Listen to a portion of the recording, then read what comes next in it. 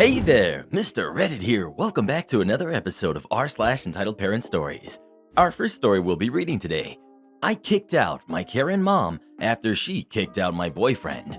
After that, employees' lunches are personal property and the company is not responsible for lost or stolen personal items. And after that, am I the jerk for refusing to take my husband's last name? Now for every thumbs up this video gets, one Karen gets kicked out of the house. Fine with me. I'll get an Airbnb and put it on your credit card. So please smash that like button. And if you're new, subscribe and turn on notifications for new stories from Reddit every single day. I kicked out my Karen mom after she kicked out my boyfriend. I'm female, 26, and my mom and stepdad got divorced 6 months ago. She doesn't work and couldn't afford rent, so we, the family, agreed to take turns in letting her stay with us. I own an apartment and live alone and have plans to move my boyfriend of 6 months later. Mom moved in with me a month ago. She can be very conservative. She started acting bossy and had an attitude, especially towards my boyfriend.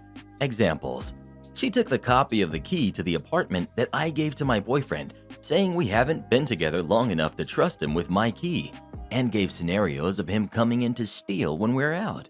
She left him waiting outside several times for showing up late, which was as late as 7 p.m. She never agrees to let him stay the night and throws tantrums and gets too paranoid when that happens, then complains she couldn't sleep all night knowing that there was a stranger in the apartment. She did other things and set ridiculous rules for my friends, but that's another story. So I was getting fed up after talking to her, telling her I'm not a little girl and that she has to respect that it's my place. Yesterday I wasn't feeling well and was in bed all day. Mom was out all day. She came home and I asked if she was going to cook dinner. I was hungry and had no energy to stand. She said she had already eaten and that I should keep my stomach empty when I'm in pain. I ignored her and texted my boyfriend. He said he was on his way and brought food and pain medication. This was at 6, by the way. He said he needed an hour, so I decided to rest before he arrived. But he arrived early and I was still in bed at the time when Mom opened the door. I woke up to her screaming. I walked out and found her arguing with him at the door, refusing to let him in. She was saying that it was late and that he should leave. I told her to step aside and let him come in, but she pitched a fit, saying there was no way in heck she was going to stay up till the morning because there's a stranger in the apartment. I said, he's not a stranger, he's my boyfriend. She said in her eyes, he's a stranger till he does the logical thing and puts a ring on it. I got mad and said she was acting like a crazy old woman right now. She reminded me she's my mother, but I reminded her it's my place. She turned and said to him, "You can leave the food here and go home. It's getting late. Besides, she's not feeling well, so she's useless to you tonight." My boyfriend walked away, leaving the food and medication. I went off on her and yelled that she was out of line and she needed to pack her things and leave because I don't want her in my place after this stunt. She didn't think I was serious till I pulled her bags and called an Uber. She then started crying and guilting me, then left to go to my brother's place. My brother was fuming, saying I was supposed to host her till the end of August and said Mom didn't do anything and it was disgraceful that I'd do this to her over some guy. He's been mad along with the others at my behavior and told me to check myself, apologize, and offer to take her in. Well, what would you do in this situation? Would you let your mom live with you if she was acting like this or not? Please let us know. I'd let her stay in the backyard, put up a little tent or something. Employees' lunches are personal property, and the company is not responsible for lost or stolen personal items. Nobody likes a lunch thief, and I had one of the most aggressive at my office.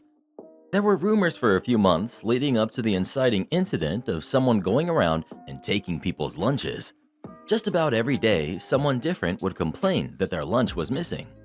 It had even happened to me once or twice, but I figured, hey, it's a big office. A few people are probably just careless and grab the wrong lunch and are too embarrassed to bring it back, or someone else packs their lunch and they don't know what's in there, so it's not obvious they have the wrong one or whatever. Most people just brought brown bags with their names on it anyways, or identical Rubbermaid Tupperware with a little piece of labeled tape on the side. It was easy enough to mix it up. I had accidentally grabbed a wrong lunch once or twice, but I had noticed before I got it open. I thought I was just more careful, or even just not as busy as some other people in the building. However, Other people weren't as forgiving, and a quorum made complaints to HR. They were blown off. Personally, at the time, I thought it was all much ado about nothing. But then it began. My wife enrolled in a French cooking class online, and just about every day I was bringing fancy, gourmet leftovers for lunch. You'd think I was picking up a to-go bag from a Michelin-starred bistro on the way to work each morning. She really threw herself into the coursework. There were no problems for about 2 weeks, maybe 3, until one day my lunch went missing. Considering what delicacies I had to look forward to, I was pretty upset. But I did a once-over around the break room and didn't see anyone eating my lunch, so figured someone grabbed my bag by accident earlier, saw how good things looked, and, realizing it was their lucky day, didn't bring it back to the fridge. I wrote the mysterious stranger off as a jerk, but accepted the loss and looked forward to dinner that night instead. Next day, I write my name on my lunch in extra bold lettering, jam the bag into the back of the fridge, and feel peace of mind. I get there come break time. Nope, it's gone. I was pretty upset, but I figured it was a stroke of bad luck and left it at that. What else could I do? However, third day, out of an abundance of caution, I kept my lunch at my desk. A pain because I had to eat it fairly early in the day to avoid spoilage, but at least I'd know where it was. I got up to take care of some business down the hall, and when I came back, yup, my lunch was gone. Unfortunately, that didn't help me narrow it down much at all, because my desk is centrally located, so everyone's constantly passing by. At that point, there was no possibility of the theft being arbitrary, so I approached HR and filed a complaint. Their response, practically verbatim, was, "Employees' lunches are their personal property, and the company is not responsible for lost or stolen personal items." The following day, my wife packed a cream-based soup that really had to be refrigerated. I was passing by the break room to check on my lunch practically every 5 minutes. Somehow, it still managed to disappear. I was irate at this point and returned to HR and really blew my top. The best they could do was send a memo around about remembering to check the name on your lunch when you remove it from the fridge, but they made it very clear that it was a routine memo and in no way related to my complaints, which were not their jurisdiction, so not an admission of responsibility because my lunch was my own personal problem. The only suitable alternative to packing a lunch available in the building are these wretched shrink-wrapped ham and cheese sandwiches from a vending machine. They've been marinating in the heat for God knows how long, and the bread is as stale as corkboard and the meat is rancid, and there's gluey mayo smushed into the corner. It's a relic of the old office tenants, I'm pretty sure. I vented daily to my wife, but her only idea was to start bringing a regular sandwich and apple again to dissuade the thief and get him to move on to other lunches. So, determined to prevent this low-life jerk from downgrading the quality of my lunch, I hatched an elaborate plan. Then lockdown hit, and I forgot all about this whole saga. I worked remotely for months and months. Then we returned, and after all that happened globally, this was the last thing on my mind. But I got to the break room the first day back, frustrated from having to wear a button-up and tie after months of working in pajamas, sore from my desk chair, and exhausted from small talk, only to find my lunch was gone. This was a particularly sore point because my wife and I divorced between my last lunch work and the present one, so I did not appreciate being reminded of any past threads involving her. I pretty much flew into a blind rage at that point, especially seeing that stupid worthless memo about checking the lunch bag names posted in the break room, feeling so helpless and so hungry and so alone as it was me and my lunch against the world. I stormed out and was determined to return the next day with a plan. So I came in the following day with an empty lunch bag, and I checked closely to be sure no one was watching, and I switched the contents of the HR person's lunch bag into my bag. So now their lunch appeared to be my lunch. They had packed a regular brown bag, so I just discarded that and I left. And I waited. I knew this was a pretty big gamble because it was contingent on the theory that the thief was avoiding me while having lunch, but not wary of anyone else. So, would they eat out in the open if there were no risk of bumping into me? So I made a big show of going around the office, announcing that I was headed out for a meeting and I wouldn't be back until at least 3 p.m. I even went through the trouble of moving my car out of the lot to a space 2 streets over, where I then sat in my car and worked remotely for several hours before sneaking into the building up the back stairway. I then sat in the stairwell just outside the break room where you can hear chatter and can't be seen, and after about 20 to 30 minutes of waiting, I heard it. The sweetest sound I'll ever hear in the office. HR. What the heck, Kyle? That's my lunch. Lunch thief. Nah, it's not your name on the bag. HR. Give me that. I'm assuming grabs the bag and sees my name. HR. Yeah, let's head to my office for a chat. The HR rep later called me in as well and said they were aware of my break room hijinks, but it was obvious that the point still came across loud and clear. They warned me that it was a violation of policy to move another employee's lunch. It took every ounce of self-control for me to keep from retorting, I thought our lunches were our personal property, and the company was not responsible for them being lost or stolen. They informed me that they had located the thief and things would be handled accordingly. But better than whatever write-up they might be able to issue Kyle, his reveal as the lunch thief occurred in front of the whole break room. So word quickly spread as to who had been stealing everyone's lunches earlier last year, and he is now the office pariah. He was in line for a promotion. The promotion is indefinitely off the table. And I also earned brownie points for exposing him, though more than I'm satisfied with are being attributed to HR. At the end of the day though, I didn't do this for the credit, or even the sweet, sweet revenge. I did it to get my lunches back. Have you ever had someone take your lunch? If so, what did you do about it? Please let us know. I would have put something special in that lunch. Teach that thief a lesson he won't forget. Am I the jerk for refusing to take my husband's last name? Me, female 26, and my fiance, Jake, male 27, have been together for 5 years. We met in college while he was doing an exchange in my country, Belgium. He's from the US. He loved it here, so he decided to stay, and we are really happy here. I've met his family a few times when we went there to visit them. They've never been to Belgium, important for later. Now here, women don't take their husband's last name. It is the law. All documents will still be in my maiden name after our wedding. I think it is possible to do all kinds of administrative stuff to change my name, but I don't want to. All the women around me have their maiden name, and my fiance agrees that I should keep my name. On to the main issue. 3 days ago, we were doing a Zoom call with his family, and the topic of the name came up, and they were very surprised to hear that I was not taking his name. I explained very calmly that it is the law here, and that I had the perfect example of my mom, who had a business in her maiden name and only used my father's name when dealing with our school, or things like that, and that I wanted to take the same approach as her. Well, all heck broke loose. His mom started screaming at me, saying that it's not because I came from a country of peasants that I should punish my fiancé, that he was so far away from them because of me, and so on. Jake defended me, and I tried to calm her down, but she turned to her husband while crying that they never came to my country because they know it's not nearly as good as the US, and that I just proved it, and father-in-law said that I was being petty, and that he didn't want to listen to such nonsense. They left the call, and my fiancé comforted me because I was honestly very shocked by their reaction and their insults. I thought it was over, but they've been sending messages over the past few days. They even got the rest of the family to do it as well. And even my parents said that I should try to keep the peace and offer to check into the administrative procedures to change my name. But I really don't want to.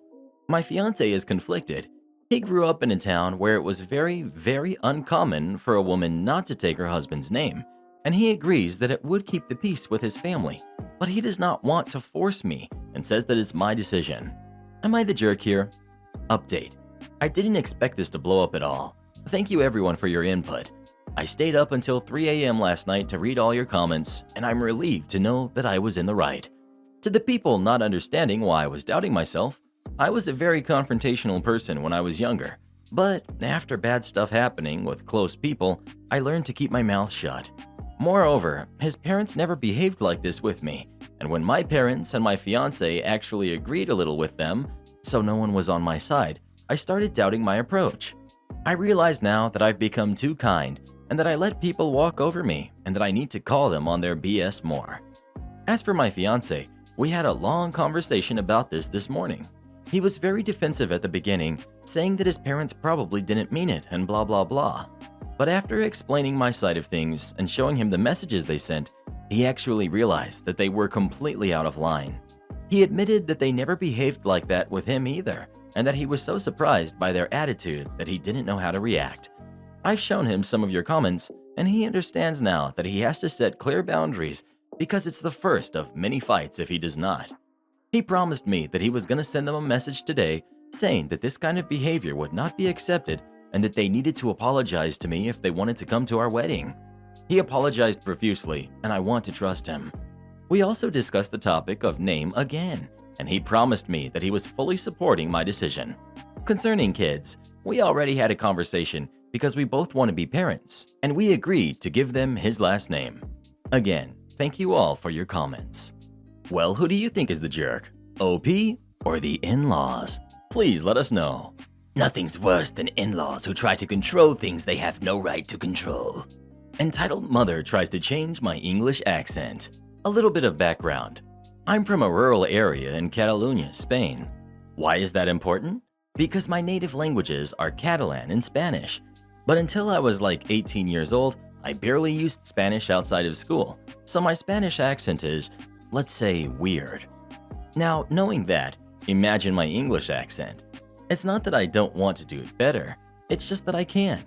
But still, I can talk to people and they will pretty much understand me. Now, I used to work as a waiter in a fancy, but pretty much always empty restaurant in my town. We used to have clients from all over, and I was the only one who could speak enough English, so I'd be the one taking their orders. I was quite happy to do that because I got to practice, and most of the people were great. I had 10 German customers tip me like €5 each, and was told to keep it for myself. Boss agreed when I told him, because they were happy with me. And the best thing, they waited for my shift to end and asked me if I wanted to join them. They were awesome. Conversation probably aren't 100% accurate, but that's more or less how I remember them. But one day, Entitled Mom shows up with her son. I guess he was around 16 years old or so. She was the stereotypical American woman. Her way to talk, her gestures, I thought it was hilarious. Since the beginning, when she heard me talk, she put on a weird face. But anyway, I tried my best. Then, after a while of talking to them, she said, "We've got Entitled Mom, we've got the nice boy, and me." Entitled Mom: "Excuse me, could you speak better English? Your English is weirding my son out." Nice boy: "Mom, please." Looks at me: "I'm sorry, you're not." Looks at her: "Let him do his job." Me: "I'm sorry, ma'am, that's my English. I would need to practice a lot so I could change my accent." Entitled Mom: "But you have to know better so you can talk to us." Me: "Excuse me? I'm sorry I don't have a better accent, but I'm trying my best." And the moment everyone was waiting for: "Let me speak to your manager."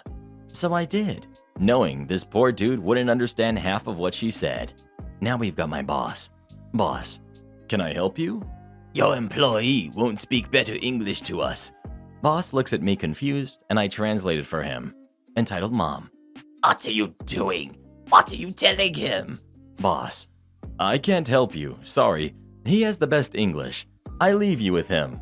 Sorry." Then he told me that if she continued like this, to let her write a complaint and let her leave. Then he goes back to the kitchen. Entitled Mom: "Where is he going? Why is he leaving? What did you tell him? You just needed to speak better English and this wouldn't have happened."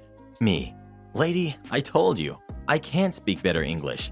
Entitled Mom: "I demand you speak better English." Me, really ticked off: "Lady, I told you, I can't speak better English.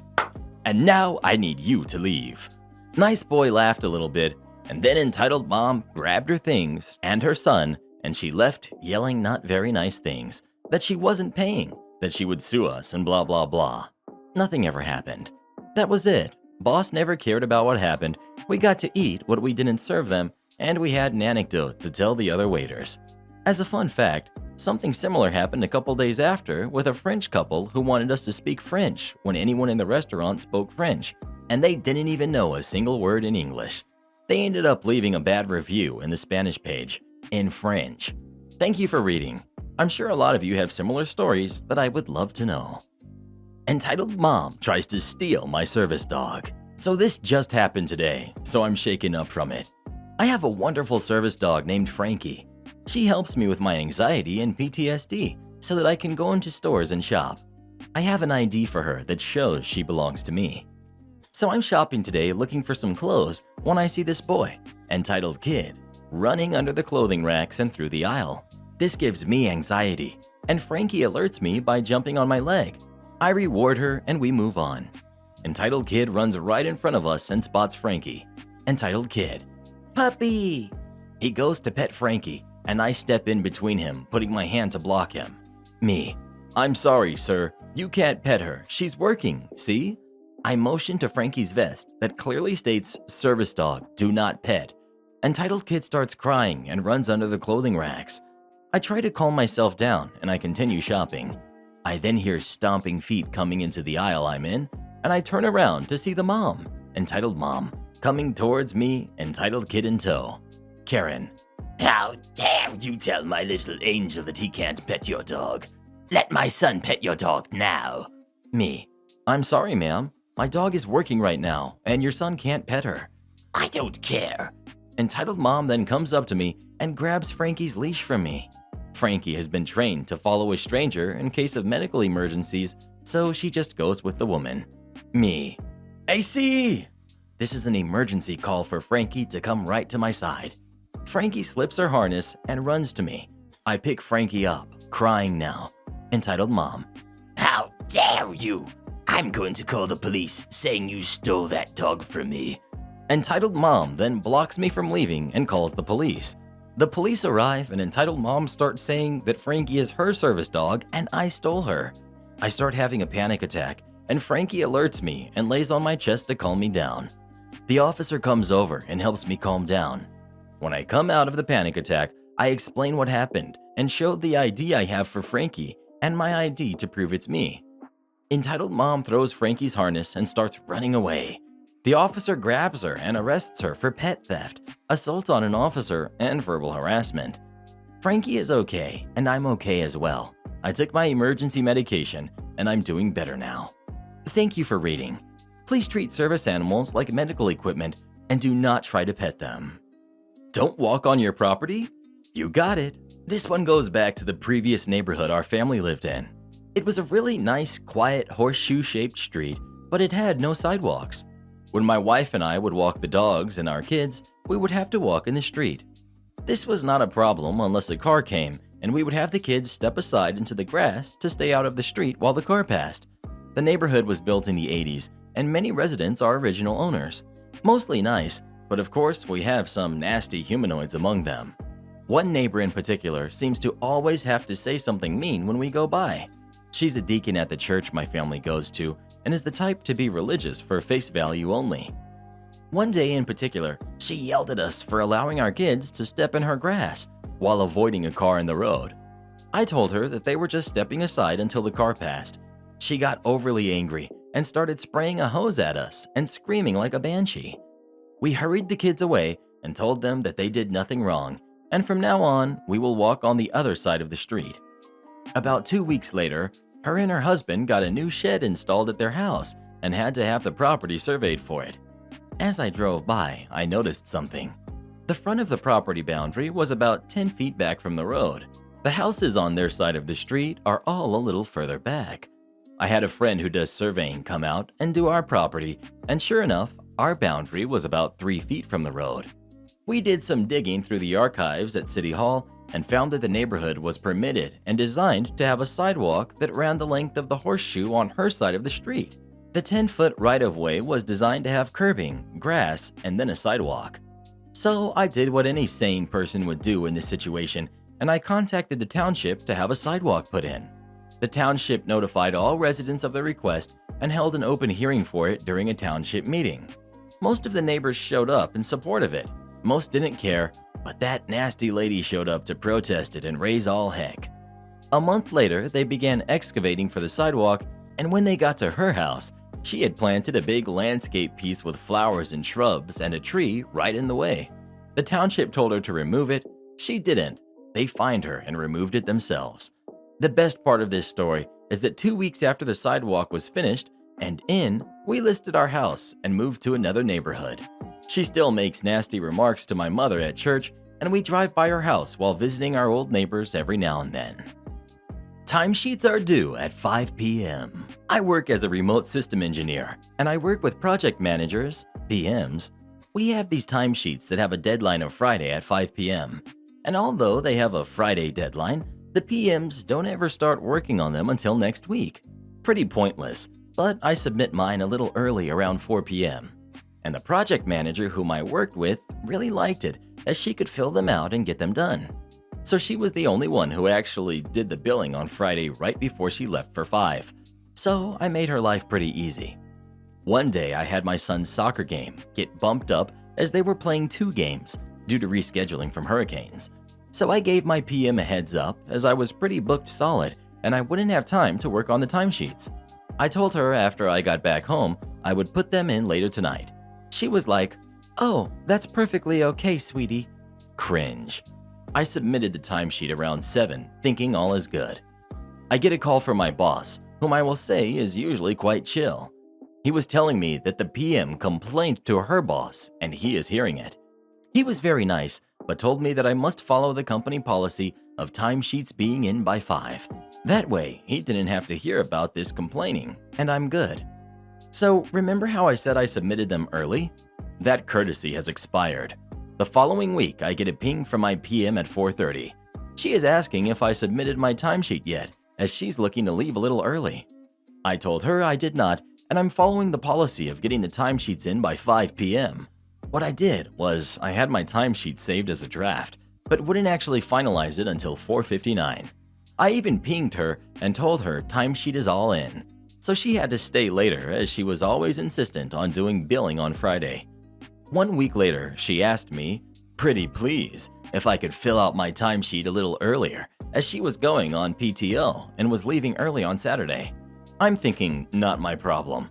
But I said in my happiest voice, I'll try my best. I submitted it at 4:57. Eventually, she complained to her boss. My boss talked to me and mentioned it. However, my boss said, he is technically submitting his timesheets on time, and he chewed out the PM's boss. I didn't hear it, but he told me all about it. The PM eventually got fired as she was a pretty bad PM. And as I do my timesheet on a Friday, this memory pops up from time to time. Entitled Dad wants my granny-in-law's wheelchair. So, several months ago, my granny-in-law was in an accident. This was not her fault. This resulted in both her fake leg and her real leg getting broken, among other injuries. Granny is just full of rage. She's 80 years of rage, people. She had fought hard for decades over wanting to be independent and never be put in a home or become someone's burden. She wanted to live in her own home, take care of herself, and die in her own bed. Sadly, the accident made that impossible now. She'll never be able to walk under her own power again, and she's hurting herself using a walker or whatever you called those wheeled things. She wants to live at home. However, she knew she would need someone there constantly and hired a day nurse and a night nurse to come take care of her. She refuses to move into any home, relatives or otherwise. Well, in an effort to get her out of the house, my wifey and I would take her out. Yes, we were being very careful about where we were taking her and going all out on masks and antibacterial everything. We tried to take her places that weren't too crowded, but also wheelchair accessible. Well, a mall that was about an hour out of town had reopened. It's a sad, sad place because many of the stores were closed and possibly would never get any new business. It was a dying building, but the food court still had excellent food. We went there today. The kids were off playing with some friends, so it was just me, wifey, my granny, and myself, taking laps around the mall, taking turns on who pushes Granny. Now, Granny was wearing a long skirt, but didn't have her fake leg on. You couldn't really see that she had one leg unless you were looking very closely. So I can kind of understand why this entitled dad thought my granny had 2 legs. See, we got hungry and went to the food court to get healthy food to eat. We pulled up to a table and started to chow down. Then entitled dad appeared. I don't even need to transcribe this part. It's a dime a dozen story about an entitled parent that wants the wheelchair that someone is currently using. We say no, she says no and cannot walk, and the entitled dad demands it for his son. He was sitting at another table, looking like he was out cold. He was that tired looking.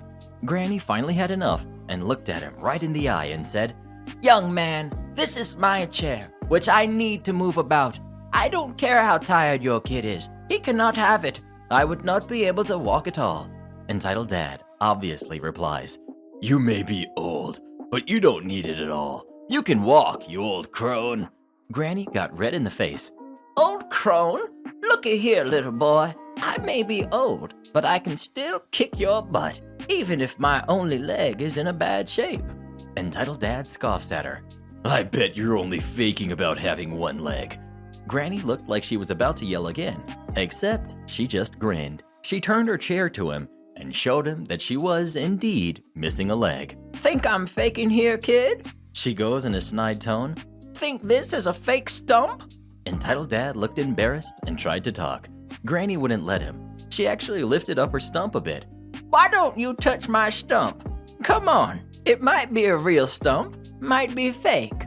Touch it and see. Touch my stump. If it's a fake stump, the chair's yours. The guy backed off and started for his table. Except Granny started to wheel after him, yelling at him. Come on, touch my stump. You know you want to. Touch it. Me and Wifey were cracking up at this, so I had to be the one to grab her chair and bring her back. The entitled dad picked up his son and carried him out of there quickly. Granny was grumbling about how rude that man was, but she looked so proud of herself. A few people there within hearing range were also laughing, although 2 people looked disgusted at my granny-in-law. Forget them. At least that got some anger out of her system. The situation calmed her down a great deal and cheered her up.